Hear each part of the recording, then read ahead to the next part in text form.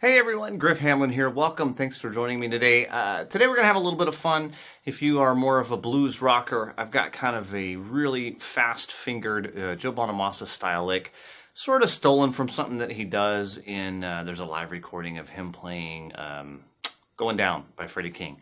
But this is an idea that he uses a lot, and he's not the only one. Eric Johnson, I was hearing some Walter Trout. Anyway, a lot of I'll say the blues rock, the faster blues rock players will use this kind of idea. And it's basically a sequence pattern through the pentatonic scale, box 1 typically. But in this case, I went ahead and added on moving up into box 2 because that is often the next thing that follows these types of licks. So I wanted to kind of get that in there. So basically, I took a little bit of something that Joe Bonamassa or Eric Johnson might do, and then sort of, morphed it into leading you to a jumping off point for whatever you want to add past that. Now, the main thing about this, of course, is the tempo. It's flying. It's absolutely flying. Does that mean you have to play it that fast? Absolutely not. Cut it in half, play it in eighth notes. It works just as well. But I wanted to give you the full effect, so I went ahead and played it at full speed there for you.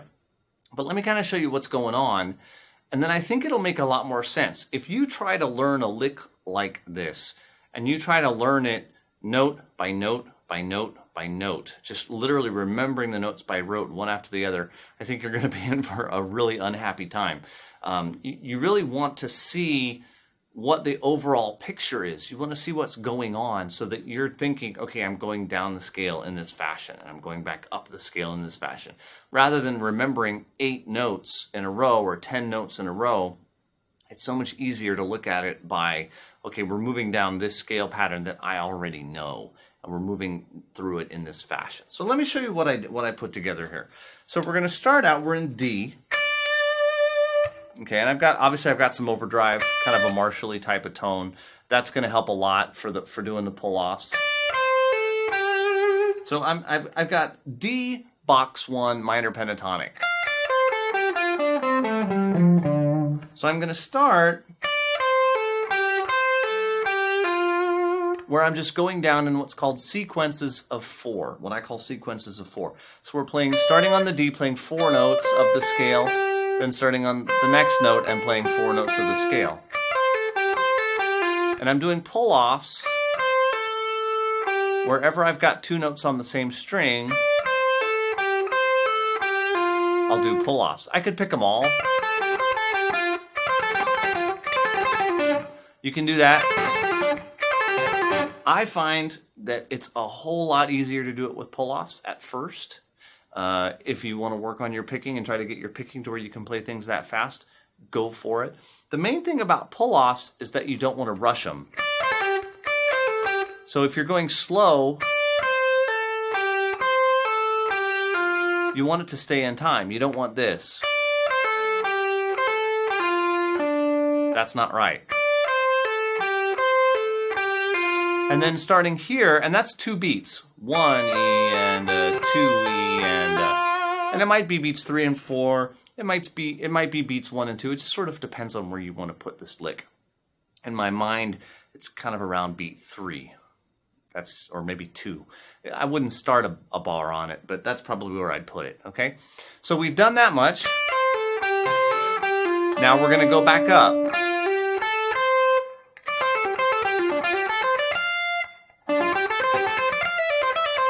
Okay, so what we've done, now we're going to go back up, starting from this D. I'm going to go up 5. And then you'll notice that I sort of went back and did some again. Okay. Then I jump down to the 3rd string, repeated. And then this is a downbeat again. So starting here, if I start on beat 2, 2 E and 3 E and 4 E and 1 E and 2, that's another beat.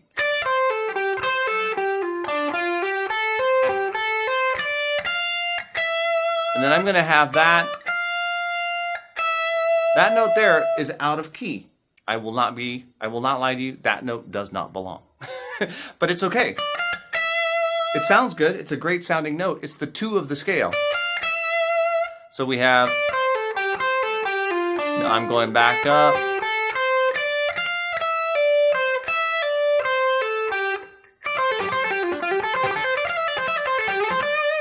Okay, sorry, I have to play it through to remind myself.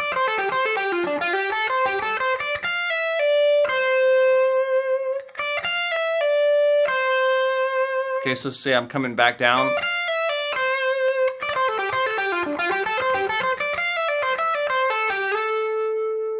So notice at that point,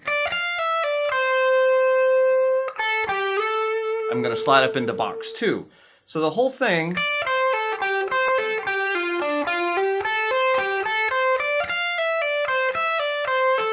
again, I'm doing that sort of descending pattern of 4s.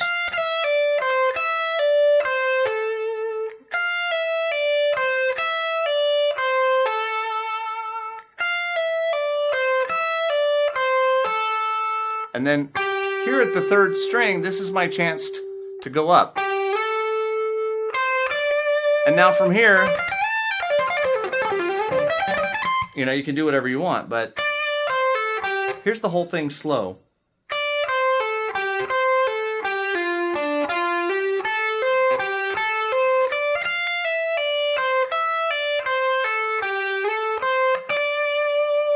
One more time. 1 and 2.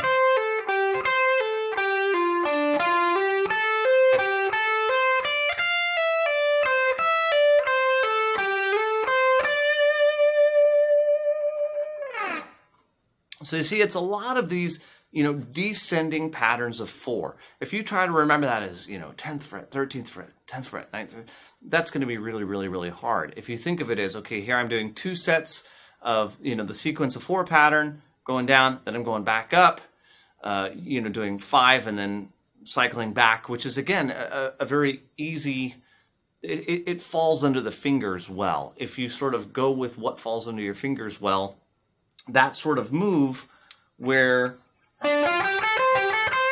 so I go up 5 notes, and then I just jump down a string. My pick is set up.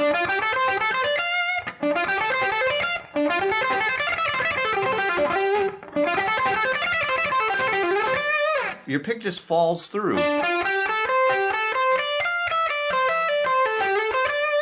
Everything just sort of falls through that way. There's a whole lot of different things that you can do from that point.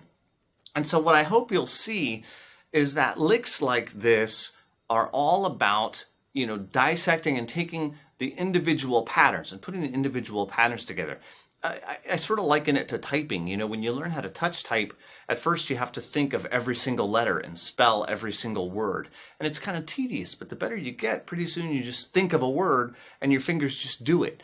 That's kind of what you want to get here. Like the first half of that lick, you've got these 2 descending patterns of 4. Well, you just sort of want to think, okay, well, I want to do the sequences of 4 down. Okay, and if you're not familiar with the sequences of 4 and stuff like that, you know, I periodically have sent out videos about sequences of 3 and sequences of 4 and stuff like that. It's something that I have in a course called Pentatonic Scale and Technique Mastery. But it's an idea that you see a lot in like blues rock players. Admittedly, you don't see it in traditional blues as much. Guys like Albert King or Stevie Ray Vaughan might do brief glimpses of stuff like that. But the blues rock guys, man, they do this all over the place because you can play fast. When you play fast through a pentatonic scale, you run out of steam. You know, you run out of real estate really quick. If I do that, I've got something. If I just go down, I run out of room. You know, I can't do very much. So you got to go down and then back up and then down a little more and then back up. And then, you know, you have to kind of make stair steps or whatever you want to call it, you know, going between the, you know, going up and down and up and down and up and down. You can't just go up and go back down and go up all the way and all the way back down. It sounds like a scale, you know.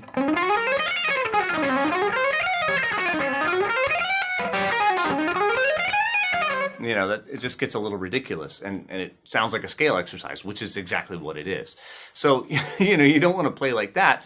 So we got to do these patterns, these melodic ideas to let you sort of go up a little bit and then come back, and then a little bit more, and then a little bit back, and then a little bit. And that allows you to add some interest to these fast, long lines. So I hope that makes a little bit of sense. On whatever page I put this video on, I will make sure to leave the tab for you to check out, because you'll probably want to see exactly what I'm talking about. So I'll make sure the tab is near this video, and you know, hopefully you can try it out.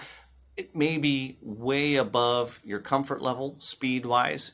That's okay.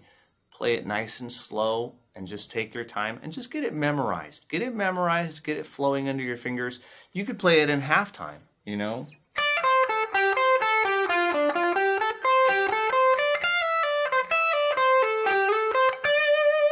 Or in a swing, you know?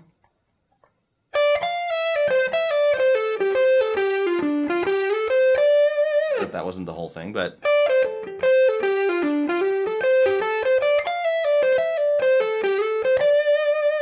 There's some things like that you could do, you know? You can have some fun with it, I hope. So anyway, hopefully you kind of get a little bit of insight into that style of playing. You know, I realize it's really fast, and a lot of people are just going to see that and go, yeah, I'm not going to be able to play that. And you'd be surprised. You'd be surprised if you can keep track of the beats, if you can mentally subdivide 16th notes. You'd be surprised. Your fingers will go faster than you realize. Usually, speed issues are not about your fingers moving, it's about your ear being able to subdivide the beat. And I know that sounds like a lot of hogwash probably, but I promise you, I have a little test that I do with students when they come in for a lesson. And I'm able to prove beyond a shadow of a doubt every time that it has nothing to do with finger speed and has everything to do with how well your ear can subdivide beats. So that's obviously a topic for another video. Today I just wanted to show you a fun lick and a fun idea. So I hope you play with it, hope you have some fun, and I will see you again real soon.